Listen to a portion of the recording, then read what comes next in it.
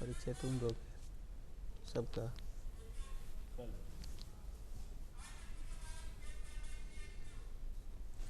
नमस्कार, मैं डॉक्टर कुमार वरुण आज के इस साहित्यिकी कार्यक्रम में आप सभी दर्शकों का हार्दिक स्वागत। आज के इस साहित्यिकी कार्यक्रम का विषय है हिंदी साहित्य का भक्ति काल और विद्यापति। हिंदी साहित्य के भक्ति काल और विद्यापति के बारे में जब बातचीत होती है तो काल के विद्यापति संक्रमण काल के कवि हैं। हिंदी साहित्य आदि काल और भक्ति काल के बीच के कवि विद्यापति के तौर पर हम याद करते हैं उन्हें। विद्यापति की रचनाओं में मिथिला की लोक संस्कृति की मनोहारी छटा जीवंत रूप में मौजूद है। उनकी रचनाएं भारतीय इतिहास का भी एक दस्तावेज है। उनकी रचना कृतिलता और कृति पताका के माध्यम से साहित्यिक इतिहास के साथ साथ भारतीय इतिहास की पड़ताल करने के लिए मुकम्मल दस्तावेज के तौर पर इस दोनों रचनाओं को हम पढ़ते हैं। साथ ही विद्यापति की पदावली लखनावती के माध्यम से पूरी मैथिल संस्कृति और मिथिला की सामाजिक सांस्कृतिक के वैविध्य को हम उससे परिचित हो सकते हैं। आज इस विषय पर हमारे साथ बातचीत करने के लिए तीन मूर्धन्य विद्वान मौजूद हैं। सर्वप्रथम मैं परिचय कराना चाहता हूं। सबसे पहले प्रोफेसर कलानाथ मिश्र जो कि पटना अवस्थित अनुग्रह नारायण महाविद्यालय में कार्यरत हैं, आचार्य के पद पर कार्यरत हैं। साहित्य और सामाजिक सरोकार से इनका गहरा रिश्ता रहा है। साहित्य यात्रा नामक त्रैमासिक पत्रिका के संपादक हैं, कवि हैं, निबंधकार हैं, कहानीकार हैं। उसके साथ साथ अपने संपादकत्व की वजह से पूरे देश में चर्चित हैं। उसके साथ हमारे साथ मौजूद है आज मिथिला और पूरे कहा जाता है मिथिला और भारतीय संस्कृति की प्रतिनिधि कहानीकार के तौर पर साहित्य अकादमी से सम्मानित लेखिका पद्मश्री उषा किरण खान मौजूद हैं। मिथिला की लोक संस्कृति का जीवंत दस्तावेज इनके पूरी साहित्य यात्रा में जुड़ा हुआ है। और उसके साथ हमारे साथ मौजूद हैं डॉक्टर नीलेश कुमार, ललित नारायण मिथिला विश्वविद्यालय में सहायक प्राध्यापक के पद पर कार्यरत हैं।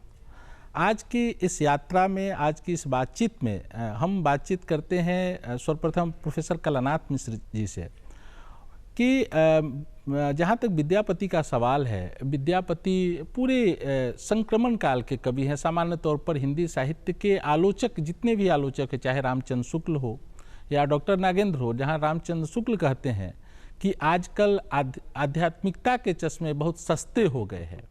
और क्योंकि विद्यापति की जो रचनाओं में जो भक्तिपरक जो पद हैं और भक्तिपरक जो उनकी रचनाएं हैं और उसके साथ साथ जो श्रृंगारिकता का जो वर्णन है, उस माध्यम से उनको किसी एक खांचे में रखना बड़ा मुश्किल हो जाता है।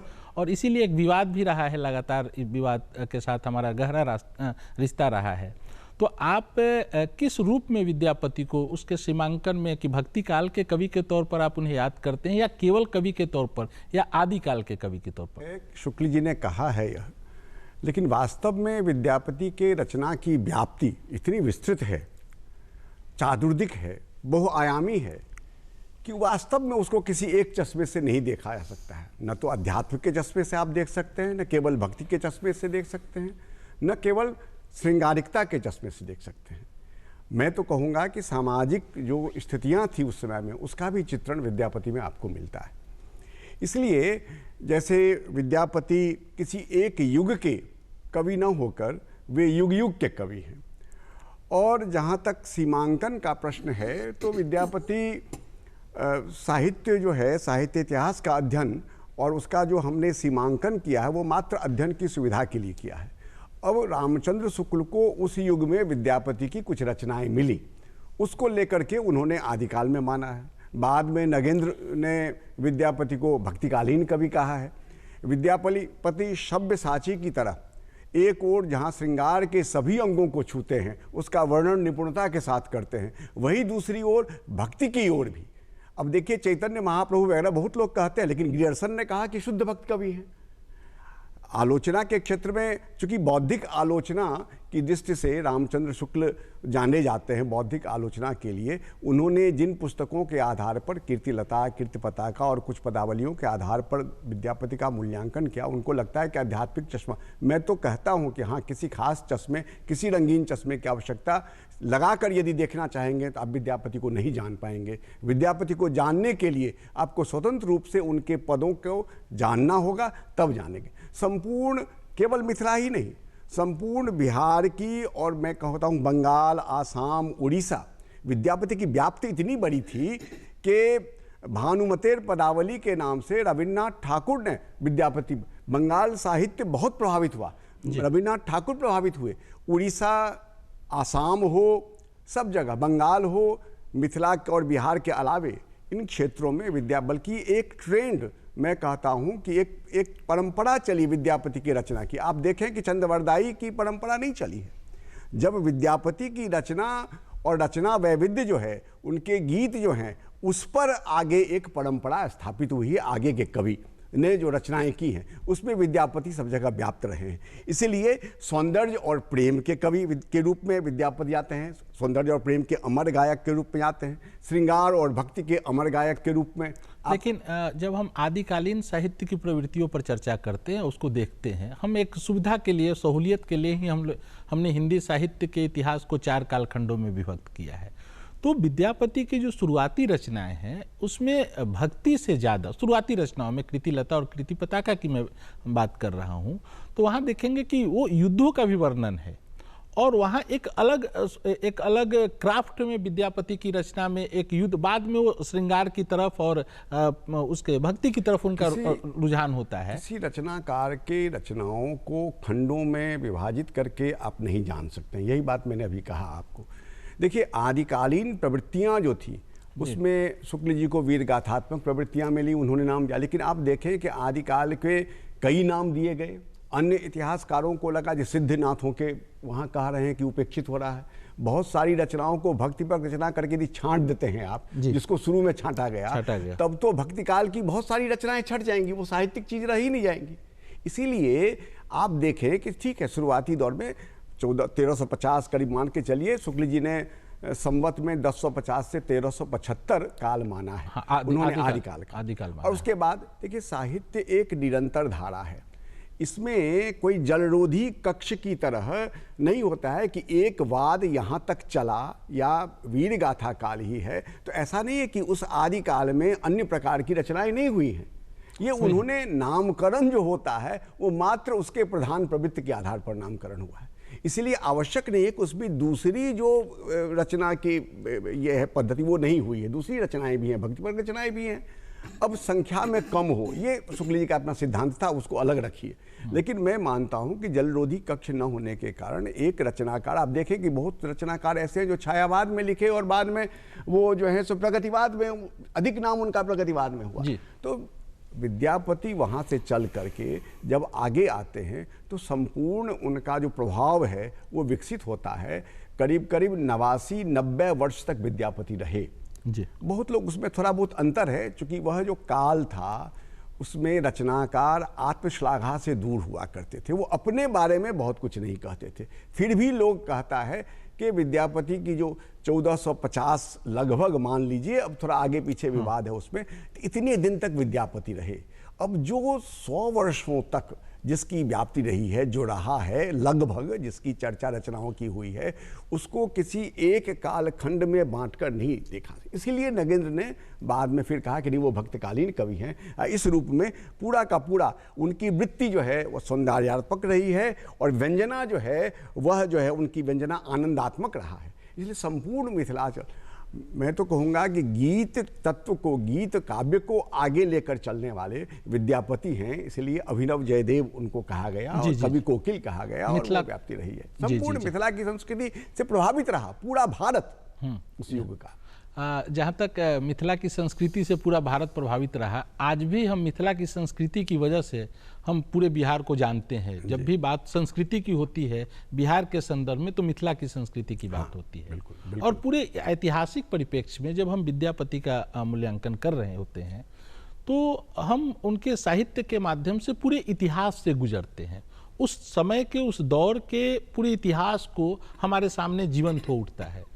तो पद्मश्री उषा किरण खान जी, आप विद्यापति की रचना धर्मिता के माध्यम से उस संदर्भ के इतिहास की पड़ताल आप किस रूप में करती हैं?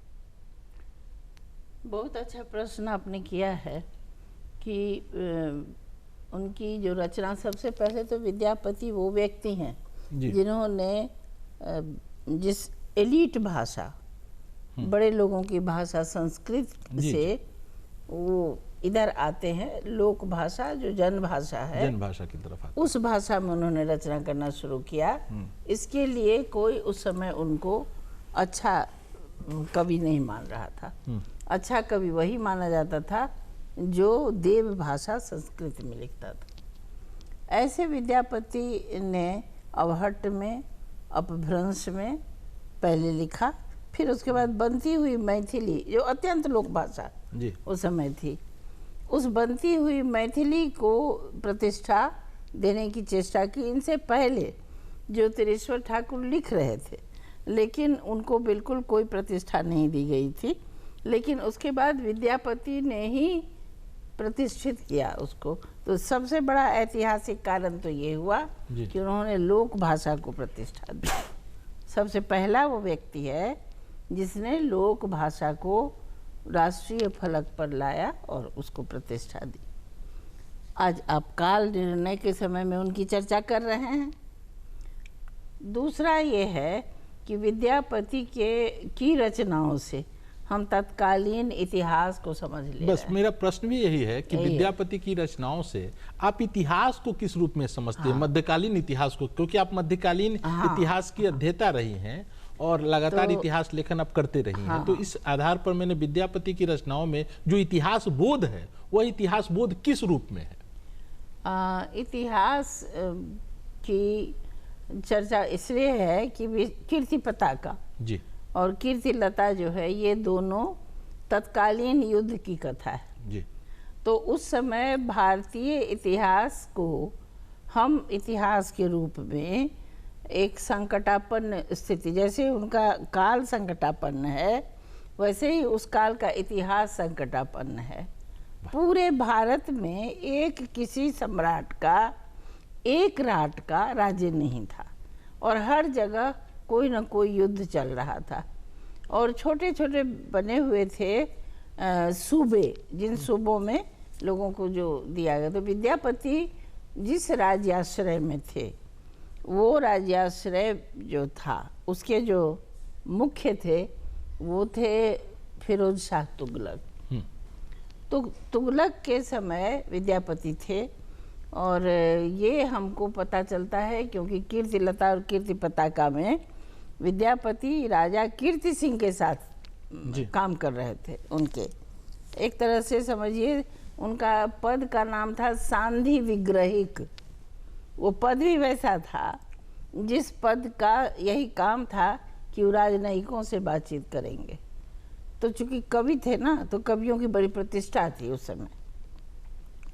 तो वो सांधी विग्रहिक कुछ भाषाएं जो जानते थे तो वो जा करके बातचीत करते थे और इस तरह से झगड़ा निपटता था। नहीं भी निपटता था तो युद्ध होता था। युद्ध में कौन जीत रहा है, कौन हार रहा है, इसकी चर्चा उसमें है कीर्ति लता और कीर्ति पताका में। तो हम तो सीधे सीधे इतिहास देख रहे हैं। तो यदि कहा जा सकता है कि हम विद्यापति की रचनाओं से जब गुजर रहे होते हैं तो हम भारतीय मध्यकालीन इतिहास से गुजर रहे होते हैं और उसकी प्रामाणिकता पर कोई संदेह नहीं है, क्योंकि विद्यापति एक राजा के दरबारी कवि के तौर पर उपस्थित थे। और जैसे मान लीजिए भणिता लगा के गीत लिखते थे, जैसे राजा शिव सिंह रूप नारायण, राजा कीर्ति सिंह के विषय में। तो इसी तरह उनके कई गीतों में भणिता है। आपको ये भी लगेगा कई जगह ये बात हो सकती है कि कौन से तुगलक थे, फिरोज शाह थे कि गयासुद्दीन थे। तो विद्यापति की के गीतों में कई जगह भणिता है। पिजुर शाह, पिजुर शाह, पिजुर शाह मतलब फिरोज शाह। तो पिजुर शाह थे, ये आपको विद्यापति की कविताओं से प्राप्त होता है। तो समझिए जो इतिहास का तो साक्षात उदाहरण हो जाता है। हाँ, विद्यापति की रचनाओं में इतिहास बोध है, विद्यापति की रचनाओं में भक्ति है, विद्यापति की रचनाओं में श्रृंगार है। उसके साथ साथ विद्यापति की रचनाओं में पूरा मिथिला की लोक संस्कृति है। मैं डॉक्टर नीलेश जी से यह जानना चाह रहा हूँ कि उस लोक संस्कृति की छवियाँ जो विद्यापति की रचनाओं में है, आप उस लोक संस्कृति की छवि को किस रूप में लेते हैं और उससे क्या संदर्भ व्यंजित होता है?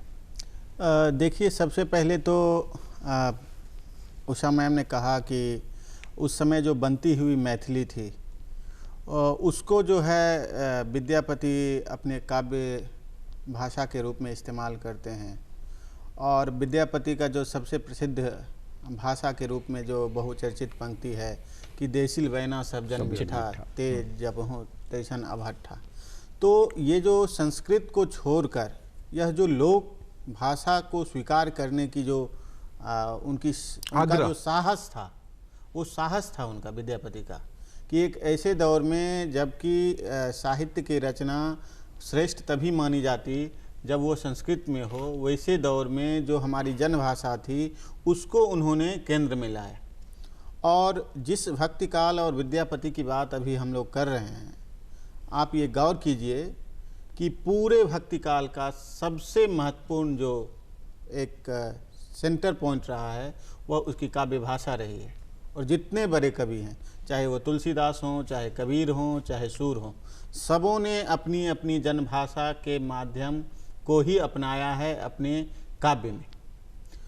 लोक की बात जहाँ तक है तो विद्यापति एक राजा के दरबार में रहते थे, तो उसका संस्कार तो अभिजात्य होता है, लेकिन उस अभिजात्य संस्कार से इतर जो लोक का संस्कार है, उनके 12 मासा में चले जाइए, उनके षड्ऋतु वर्णन में चले जाइए, वह जब नायिका के विरह को जब दर्शाते हैं तो आप देखिए कि उनके पूरे प्रकृति वर्णन में नायिका के विरह वर्णन को जब वो कहते हैं तो एकदम जैसे केले के थंभ जैसा, वो बेल जो होता है उसके सरीखा, मतलब एकदम जो हमारे आँख को ऐसे बिंब को लाते हैं, नए नए बिंब को नायिका के लिए, जिसको आम जो हम जनता है जो कविता को, और विद्यापति की सबसे बड़ी विशेषता है कि उनकी जो पदावली है वो बेहद गेय है, ज्ञात्मकता उसमें, तो वो सुनने के बाद जो है वो जनता तुरंत जो है वो कनेक्ट करती है,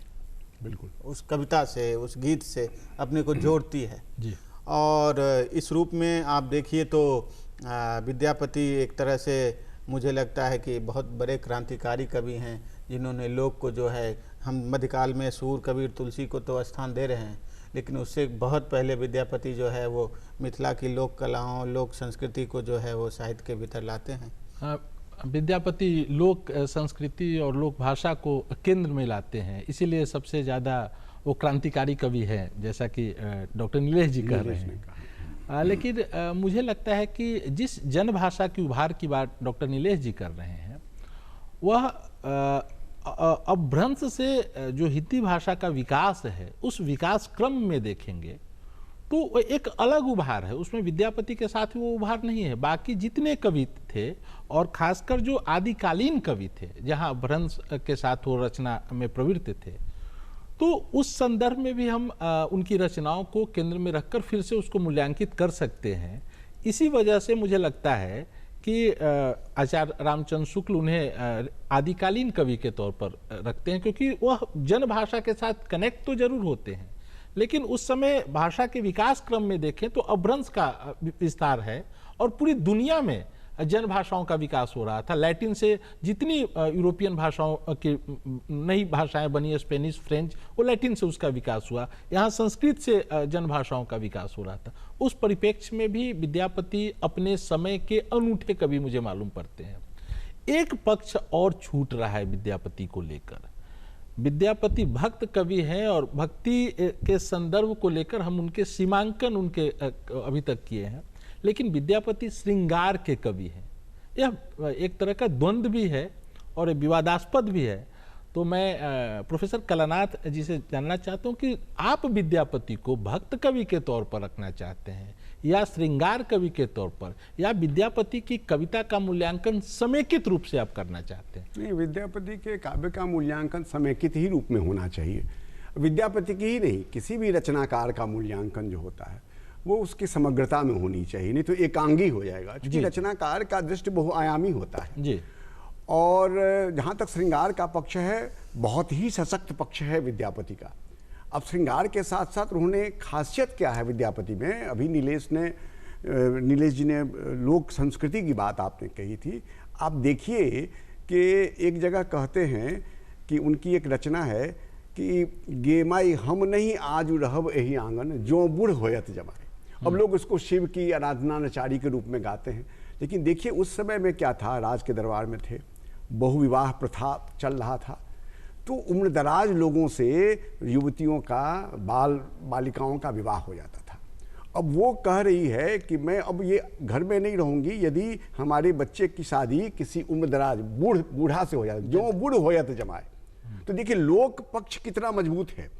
उसी तरह से एक प्रथा और था, वो कहते हैं कि पिया मोर बालक हम तरुणी गे। अब इस तरह का भी स्थिति उत्पन्न होती थी। जी जी। तो आप देखें केवल श्रृंगार के साथ साथ उन्होंने लोक जीवन को किस रूप में देखा है। और दूसरी बात कि भाषा के पारंगत, भाषा के सम्राट कहें तो भाषा पर अद्भुत अधिकार उनका था। अब देखें कि जब वो सद्य स्नाता की बात करते हैं, कामिनी करे स्नाने, वहाँ कामिनी शब्द, वहाँ यदि आप कोई दूसरा शब्द दे दीजिए तो वह शब्द नहीं आएगा, कामिनी करे स्नाने। तो इसीलिए शब्द के मामले में बहुत रहा। और सद्य स्नाता और जितने भी तरह के विरह वर्णन हो, संयोग श्रृंगार हो, सभी श्रृंगार का वह संधि हो, अभिसार हो, सभी श्रृंगार का बहुत ही सुंदर परिपूर्ण वर्णन विद्यापति मिलता है। एक रस है, एक आनंद है। विद्यापति को पढ़ेंगे लोग भीतर से गुदगुदाते भी हैं विद्यापति, और पढ़ेंगे तो पूरा आनंद आपको मिलेगा। ये एक विशेषता है विद्यापति। तो मतलब कहा जाए कि विद्यापति श्रृंगार के कवि है? विद्यापति श्रृंगार के भी सशक्त कवि है। श्रृंगार के भी सशक्त कवि। एक और चैतन्य महाप्रभु, उनकी भक्ति रचनाओं को देखकर लोग कहता है मूर्छित हो जाया करते थे। जी जी। या फिर आप देखें कि महादेव के लिए जो उनका हो कि कखन हरब दुख मोर है, बोल इतनी रचनाएं हैं जहां भाव विभोर मिथिला के लोग हो जाते हैं, सब बंगाल के लोग भाव विभोर हो जाते हैं। कई ऐसे महाप्रभु हुए हैं, कई ऐसे संत हुए हैं जो उनकी रचनाओं से मंदिर में गाया था। ग्रियर्सन ने कहा बिल्कुल कि भक्ति कवि। उसी तरह से श्रृंगार के भी सशक्त। मैंने पहले ही कहा कि सव्यसाची के रूप में उन्होंने जहां श्रृंगार पर रचना उनको बरस था, उसी तरह से वो अपने निपुणता के साथ भक्ति रचनाएं भी उन्होंने की है। और शैव और वैष्णव के बीच में एक समन्वय का भी स्थापना उन्होंने की। विद्यापति शैव और वैष्णव के बीच समन्वय के कवि हैं। एक नई तरह की अवधारणा और हमारे सामने आज हुआ कि विद्यापति को इस परिप्रेक्ष्य में भी हम देख सकते हैं, पढ़ सकते हैं। आप विद्यापति को लेकर बहुत सृजनधर्मी उनका व्यक्तित्व को लेकर आपने कई सृजनात्मक लेखन किया है, और उस सृजनात्मक लेखन में पूरे मिथिला की संस्कृति को आपने आकार देने का काम किया है, और एक अलग तरीके से वो सृजनात्मकता के साथ वो आती है। और मिथिला की जिस बहुविवाह प्रथा की बात कर रहे थे, तो अलग तरह की विसंगतियाँ उस समाज में मौजूद थी। उस सभी विसंगतियों को विद्यापति ने उकेरा है अपनी रचनाओं में। आप उनको, विद्यापति को केंद्र में रखकर जो सृजनात्मक लेखन किया है, कहाँ गए मेरे उगना और सृजनहार जो उपन्यास है, उसके माध्यम से आप विद्यापति के किस रूप आपको ज्यादा आकर्षित कर रहा है? विद्यापति बहुआयामी व्यक्ति थे, और वो इतने बहुआयामी थे कि सबसे पहले तो वो जो भक्त और वो थे सहजयानी थे। इस विषय पर इतने छोटे में बात नहीं हो सकेगी जी, क्योंकि वज्रयान तंत्रयान के बाद सहजयान आया, जो आज तक अब सहजयानी चल रहा है। तो विद्यापति एक सहजयानी कवि थे, इसीलिए वो मुझे आकर्षित करते हैं सहज भाव के कारण जी। इसीलिए उन्होंने था, क्योंकि उन्होंने एक तरफ टुटली फाटली मड़ैया अधिक सुहावन है भी बोल रहे हैं। मैंने एक स्त्री जो अमीर घर से आई है और गरीब में ब्याही गई है, फिर भी वो घर उसको सुहावना लग रहा है जी जी। तो विद्यापति सचमुच में एक बड़े राजनयिक होते हुए सबसे नीचे और सबसे गरीब तबके को भी उतना ही महत्व देते हैं और उस स्त्री को भी वो गौरी मानते हैं। जी। तो मेरा आकर्षण उनके प्रति इसीलिए है कि उनके लिए समभाव है, सहज यानी, यही मेरा आकर्षण है। अब समय का अभाव है और चलते चलते एक प्रश्न और, अभी तक हम अंतर्वस्तु पे बात कर रहे थे विद्यापति के साहित्य के, अब उनके शिल्प पे बात कर लेते हैं। नीलेश जी, संक्षिप्त में बताएं, विद्यापति की जो काव्य भाषा है उसमें आप किस रूप में उस काव्य भाषा की निर्मिति को देखते हैं? नई तरह की काव्य भाषा बन रही थी जो कि संस्कृत के बनिस्पत और अपभ्रंश के बनिस्पत एक नई तरह की मैथिल, जिसको आज हमारे संविधान की 8वीं अनुसूची में यह भाषा शामिल है। बिल्कुल। विद्यापति जो है वो जो संक्रमणकालीन जो है मध्यकाल का कहा जाता है कि वो संक्रमण का दौर था, तो एक बनती हुई भाषा में एक कवि जो है अपने को अभिव्यक्त कर रहा था और उसकी अभिव्यक्ति इतनी ताकतवर है कि आज उसके मतलब 1500-1600 वर्ष के बाद भी लगभग हम जो है उस की कविता के दोनों पक्ष पे, उसके भाव पक्ष, कला पक्ष, वस्तु पक्ष पे बात कर रहे हैं। और वो खुद कहते हैं, वो कविता की भाषा में कहते हैं कि कवि विद्यापति गावल रहे, वो गीत की ओर इशारा कर रहे हैं। और आप जानते हैं कि गीत जो है हमारे किसी भी विधा की सबसे प्राचीन रचना मानी जाती है और सबसे सशक्त विधा भी है। अपनी बात को संप्रेषित करने की सबसे सशक्त विधा गीत है। तो कहा जा सकता है कि विद्यापति भक्त कवि भी हैं, विद्यापति श्रृंगारिक कवि हैं, लेकिन विद्यापति को भक्त और श्रृंगार के बनिस्पत विद्यापति को समग्रता से समझने की जरूरत है। विद्यापति को भक्तिकालीन कवि माने या आदिकालीन कवि माने, विद्यापति को कवि के तौर पर हमें समझने की जरूरत है। और विद्यापति के यहाँ जहाँ तक शिव और वैष्णव का जो एक मत एक साथ विद्यापति जोड़ते हैं दोनों चीज़ों को, तो उसकी तरफ भी हमारा ध्यान आज के बातचीत के संदर्भ में जुड़ती है। और विद्यापति पर लगातार सृजनात्मक लेखन जारी है और कई तरह के आयाम और कई तरह की पहलुओं पर बातचीत अभी हम लोग करेंगे विद्यापति को लेकर। आज समय का अभाव है, इसीलिए आज की बातचीत यहाँ तक, फिर आगे इसके बाद की जो बातचीत होगी अगली कड़ी में हम उस पर बातचीत करेंगे। आप सभी का बहुत बहुत आभार, धन्यवाद।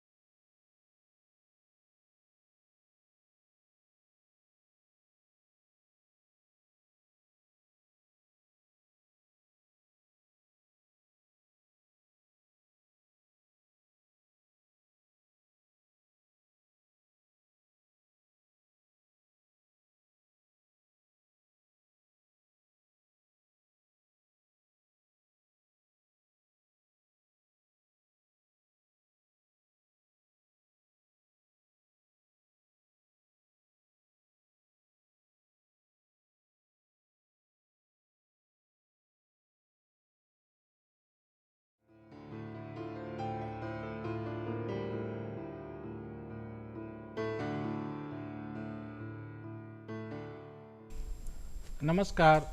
साहित्यिकी के आज इस कार्यक्रम में आप सभी दर्शकों का हार्दिक स्वागत और वंदन। आज के इस साहित्यिकी कार्यक्रम का विषय है हिंदी साहित्य का भक्तिकाल और कवि रैदास। रैदास हिंदी साहित्य के भक्तिकाल के निर्गुण काव्य धारा के प्रमुख कवियों में शुमार हैं। रैदास की कविता में सामाजिक चेतना और सांस्कृतिक ऐक्य का भाव विराजमान है। उनकी कविता के कई कोनों से देखने की ज़रूरत है। आज उनकी कविता पे बातचीत करने के लिए हमारे साथ 3 मूर्धन्य विद्वान मौजूद हैं। सर्वप्रथम प्रोफेसर मंगला रानी, जो कि पाटलिपुत्र विश्वविद्यालय के में आचार्य के पद पर कार्यरत हैं। उसके बाद मैं बातचीत कर रहा हूँ डॉक्टर ज्योति दुबे, जो कि मगध महिला महाविद्यालय में असिस्टेंट प्रोफेसर के पद पर कार्यरत हैं। और साथ ही आज हमारे साथ युवा आलोचक डॉक्टर सुधांशु कुमार भी मौजूद हैं। प्रणाम। आज की बातचीत की शुरुआत हम प्रोफेसर मंगला रानी जी से करना चाहते हैं। रैदास की कविता अपने समकालीन मूल्यों के साथ या भक्तिकालीन संदर्भ के साथ जुड़ी हुई कविता है। भक्तिकालीन साहित्य के परिप्रेक्ष्य में रैदास की कविता को आप किस नज़रिए से देखती हैं? हम सब जानते हैं भक्तिकाल को स्वर्ण युग कहा गया है। तो इतनी ही खासियत, इतनी ही चमक दमक इस काल में है कि इसको स्वर्ण युग कहा गया। एक जो धारा है ज्ञानाश्रयी, उसमें जो ज्ञानी पंडित कवि हुए हैं वो स्वयं अपने आप को अज्ञानी कहते हैं। बड़ी खासियत है कि इतनी सरलता और इतनी मधुरता के साथ ज्ञान परोसा जाना कि जन जन के हृदय तक बात उतर जाए जी। कि हम समाज से, समय से शोषित पीड़ित हो रहे हैं, तो मार्ग क्या होना चाहिए। तो मार्ग जो ये कवि दिखाते हैं, बहुत सारे भक्ति के मूवमेंट चारों तरफ से आ रहे थे, अलग अलग तरह से। आलवार संतों की परंपरा थी, इधर सूफियों की परंपरा थी, हमारे यहाँ से रामानंद, बल्लवाचार्य, सबकी परंपरा थी।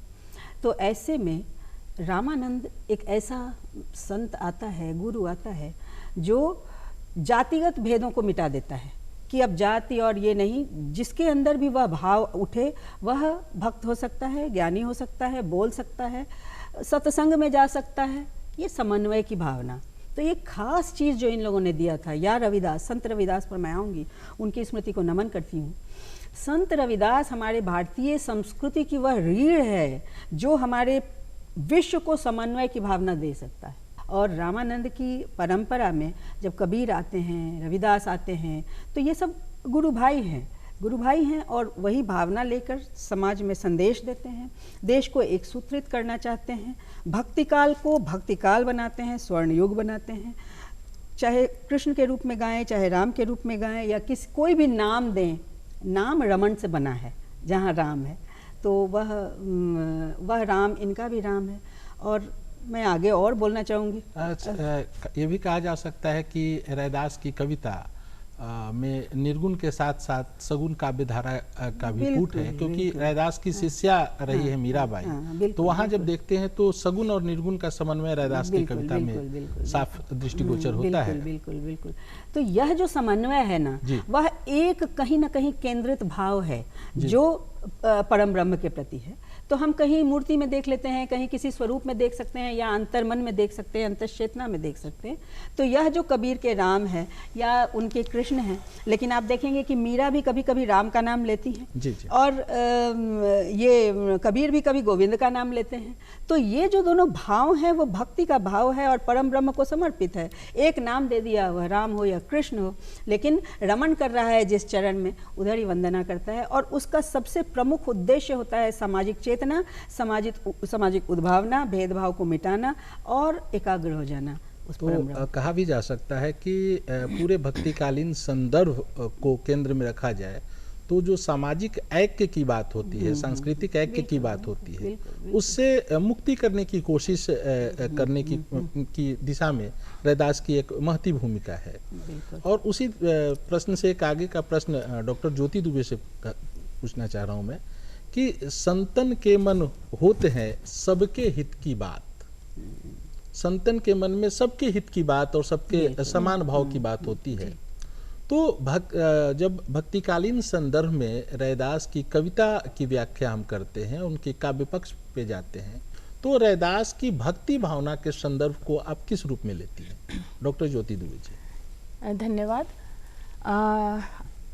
जैसा कि आपने प्रश्न किया कि उनकी भक्ति भावना को किस रूप में मैं देख रही हूँ, तो सबसे उनके पदों को, रैदास के पदों को पढ़ने के बाद, उनकी बानियों को पढ़ने के बाद जो सबसे मुख्य बात उभर कर आती है कि उनकी भक्ति भावना जो है आभ्यंतरिक है। उनकी आभ्यंतरिक साधना और चिंतन और भावुकता पर वो अधिक बल देते हैं। उनके लिए सीधी सी बात है कि उस बहुत ही सहज रूप से उनकी भक्ति में कोई बनावट नहीं है, वाह्य आडंबर नहीं है। वो हर तरह से बहुत सहज साधना पे बल देते हैं और उनका ये मानना है कि अंतर्गति राचे नहीं बाहर करे उजास, तेनर जमपुर जाएंगे भाखे संत रैदास। मतलब उनका सीधा से कहना है कि जो कोई भी अंतर्गति, हृदय के अंदर अगर ईश्वर का वास नहीं है तो आप लाख वाह्य आडंबर कर लें, लाख दिखावा कर लें, उससे कोई फर्क नहीं पड़ने वाला है। निश्चित रूप से रैदास जी कहते हैं कि निश्चित रूप से वो जमपुर का, यानी कि सीधी सी बात है कि उसको मुक्ति मिलने वाली नहीं है। तो उन्होंने निरंतर जो है अपनी भक्ति भावना के माध्यम से सहज भक्ति पर जोर दिया है। और सबसे बड़ी बात, जैसा कि संतों के साथ रहा है कि सभी संत जो हैं निर्गुण रहे हैं, निराकार ईश्वर की उपासना कर रहे हैं। उनकी भक्ति में कहीं पर भी सगुण रूप दिखाई नहीं देता है। उनका मानना है कि ईश्वर जो है सर्वव्यापी है।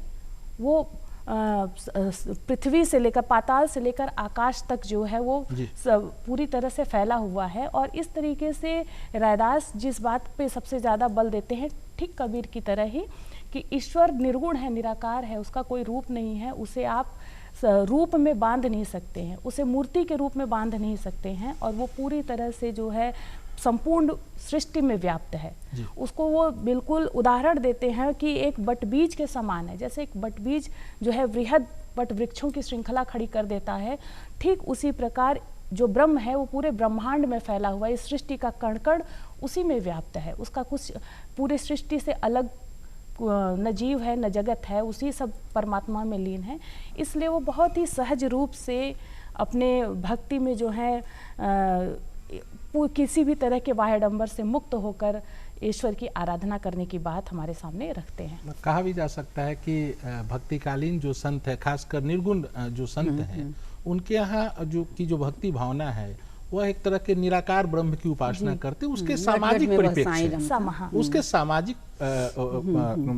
अंतर्वस्तु है। क्योंकि ज्यादातर जो भक्तिकालीन निर्गुण संत कवि थे वो निम्न वर्गीय, निम्न समाज के निम्न वर्गीय परिवार के साथ उनकी संबद्धता थी।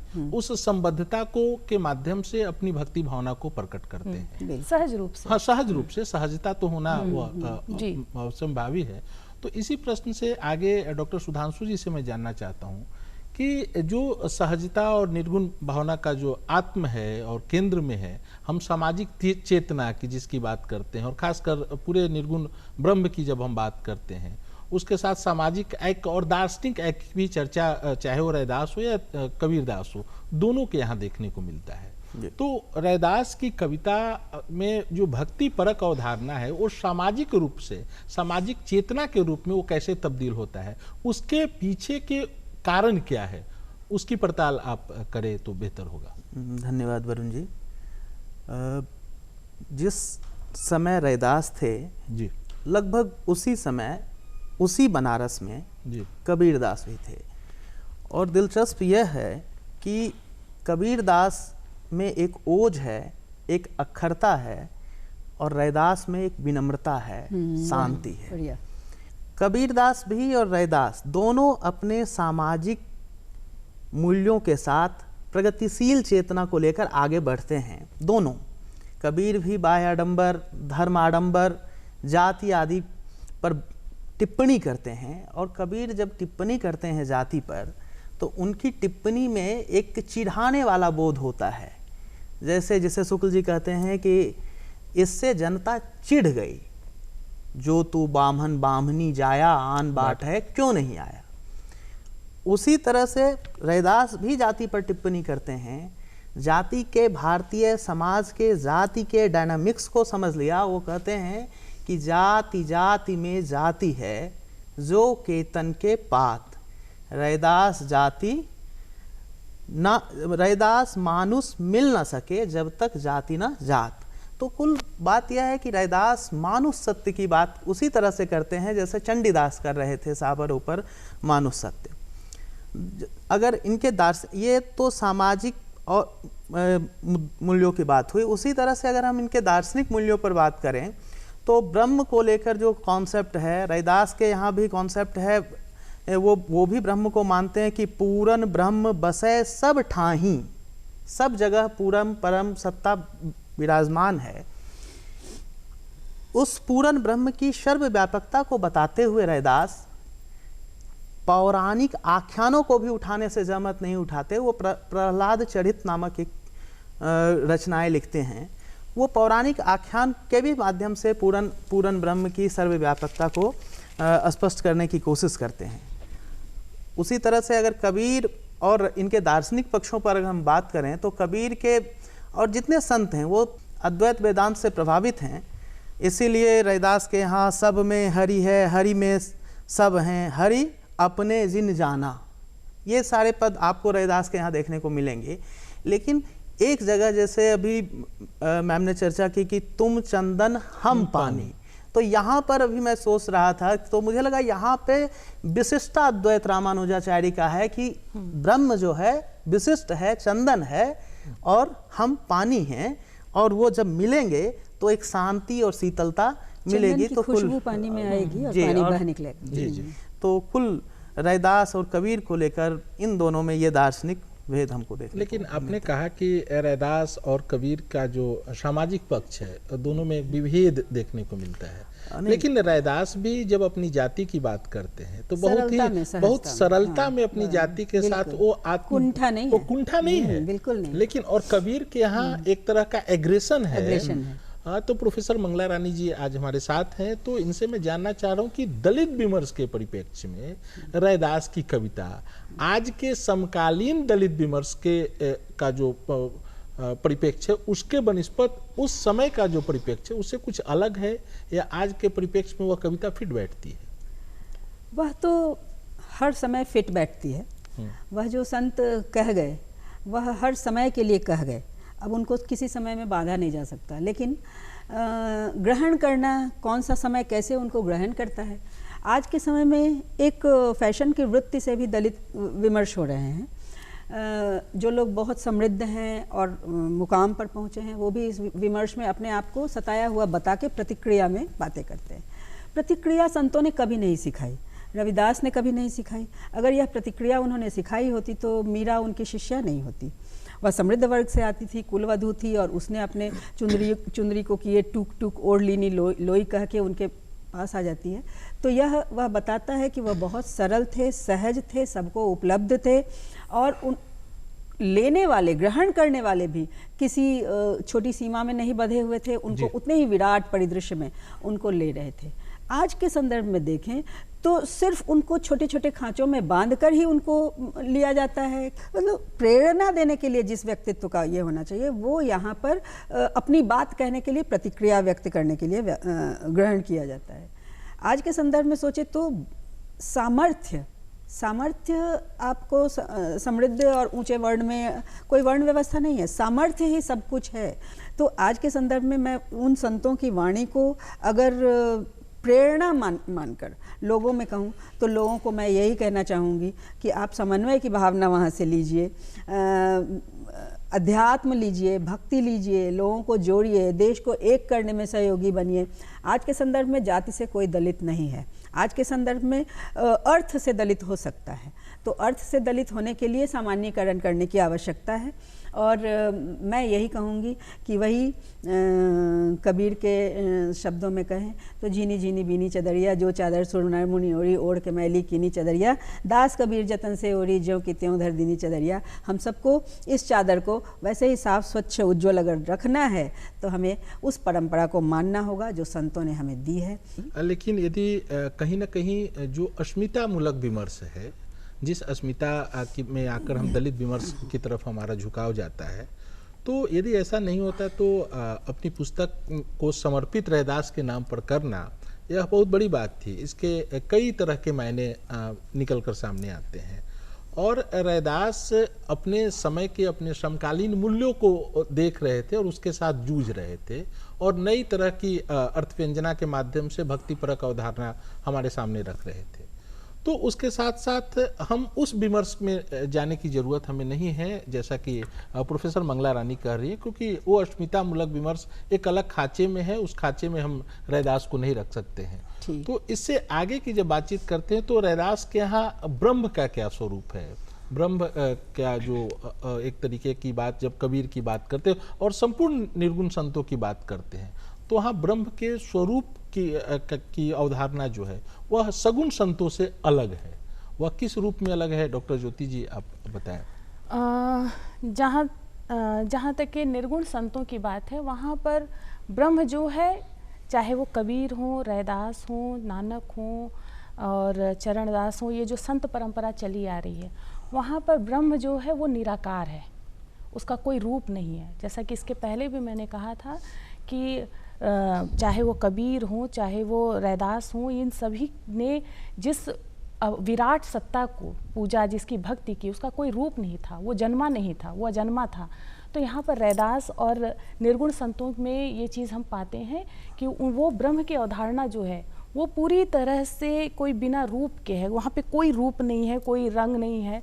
हाँ, ये अलग बात है कि ये चाहे आप रैदास की बात करें, कबीर की बात करें, कि वो उस निराकार निर्गुण ब्रह्म को एक नाम देते हैं, राम, वो राम कहकर उन्हें भजते हैं। लेकिन हमें ये बात ध्यान रखनी चाहिए कि रैदास के राम चाहे वो कबीर के राम हो, ये दशरथ सुत राम नहीं है, वो कौशल्या के पुत्र राम नहीं है, वो अयोध्या के राजा राम नहीं है, बल्कि वो निराकार हैं, अव्यक्त है, अरूप हैं, उनका कोई रूप नहीं है, उन्हें सिर्फ महसूस किया जा सकता है, उसे जो है आत्मसात किया जा सकता है, उसकी सत्ता को कण कण में देखा जा सकता है। लेकिन वो कभी भी, उनका ये मानना है, ये संतों का मानना है कि ईश्वर जो है वो जन्म नहीं लेता है, वो किसी भी रूप में जन्म नहीं लेता है, वो अव्यक्त है, वो अरूप है और वो निरंतर ब्रह्मांड में संपूर्ण सृष्टि में जो है वो निरंतर बना रहता है। जी, तो गुण में निर्गुण, हाँ, निर्गुण में गुण, वही बात रैदास के यहाँ भी है। लेकिन एक और संदर्भ खुलता है कबीर के यहाँ, जब वो राम की बहुरिया बनने के लिए, तो क्या वहाँ तो रूप की बात करते हैं, क्योंकि राम की बहुरिया बनना तो ये रूप की कल्पना है, यह अरूप की कल्पना नहीं है, जो मुझे लगता है। लेकिन इसके लिए भी ये कहा जा सकता है, जो आपने कहा है कि एक सही बात है कि ये भी थोड़ा सा इस पर भी बातें होती हैं, लेकिन इसमें भी ये कहेंगे कि ये जो कबीर के पास जब जाके कह रहे हैं कि वो राम की बहुरिया बनने की बात करते हैं, ये उसका कहते हैं ना भक्ति को रहस्यवाद की ओर जा रहा है। और यहाँ पर ये आत्मिक है, ये भी ऐसा नहीं है कि इसको कोई रूप लेकर वो राम के पास जा रहे हैं, ये पूरी तरह से आत्मिक प्रेम की बात कर रहे हैं, ईश्वर को भजने के लिए ईश्वर तक जाने की बात कर रहे हैं, मेरी समझ के अनुसार। आत्माएं स्त्री में हैं और परम ब्रह्म एक ही पुरुष है। मीरा में भी यह बात आई है कि वो कहती है एक ही पुरुष है, वो कृष्ण। मुझे लगता है कि कहीं ना कहीं जो एक स्कूल की बात थी, रामानंद स्कूल के सभी लोग थे, कबीर हो, तुलसी और सभी निर्गुण कवि थे, तो वह उसी का प्रभाव है कि सभी जगह जो अद्वैत सत्ता की बात करते हैं, एक अलग तरह की राम की बात करते हैं। वैष्णवों से आया था, ये वैष्णव, तो यदि कहा भी जा सकता है ना कि पूरे इनके यहाँ भी, रैदास के यहाँ भी शैव और वैष्णव का भी एक समन्वय है, उनकी कविता में भी शैव और वैष्णव का समन्वय है। तो उनके ही कविता में पूरे भक्तिकालीन जो कवि हैं पूरे सब समन्वय की बात करते हैं, क्योंकि रैदास भी वो लगातार गोविंद कह रहे हैं, हाँ, गोविंद कह रहे हैं, श्याम कह रहे हैं, राम कह रहे हैं, वो नाम दे रहे हैं, राम रमन शब्द से बना है, बिल्कुल, वहाँ से राम निकला है। लेकिन इसको कोई आप, हाँ, लेकिन उनका ये मानना है निश्चित रूप से कि ईश्वर जो है अजन्मा है, वो निराकार है। राम ईश्वर अजन्मा है, निराकार हैं, और रैदास के राम भी अजन्मा है और निराकार हैं। और अपने राम के माध्यम से रैदास सामाजिक चेतना में बदलाव की बात करते हैं, सांस्कृतिक ऐक्य की बात करते हैं, धार्मिक पाखंड पर प्रश्न चिन्ह लगाते हैं। यह हुई अंतर्वस्तु की बात। लेकिन रैदास की कविता का जो शिल्प पक्ष है वह अंतर्वस्तु की तरह ही बेजोर है। उसका एक गठन, उसकी जो वैविध्यता है, उस वैविध्यता को पे जब तक बातचीत नहीं होगी तो रैदास की कविता को समझना बहुत मुश्किल ही है और दुरूह भी है।